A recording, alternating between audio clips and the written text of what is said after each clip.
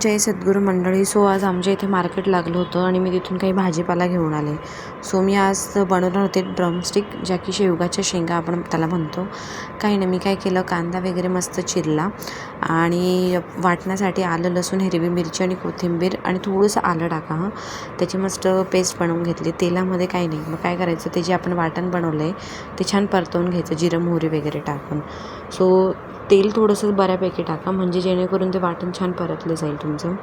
आणि ते झाल्यानंतर मी एका साईडला काय केलं होतं की शेवगाच्या शेंगा आहे ना ऑलरेडी बॉईल करून घेतल्या होत्या. कुकरमध्ये नका करू, मी कढईतच केल्या होत्या आणि त्याच्यात हळद आणि मीठ टाकून केल्या होत्या. आणि त्यानंतर मी इकडे पोळी बनवायला घेतलं आणि मी काय केलं की जे माझं वाटण वगैरे परतून झालं तेलातमध्ये, त्याच्यानंतर मी त्यामध्ये त्या शेंगा आणि ते जे पाणी होतं ते टाकलं आणि वरून थोडंसं एक्स्ट्रा पाणी टाकलं आणि अगदी 10 ते 15 मिनटं शिजू द्या. आणि नंतर थोडंसं कूट टाका, तुम्हाला आवडत असेल तर. सो मस्तपैकी भाजी बनली होती आणि पोळ्या पण बनल्या होत्या.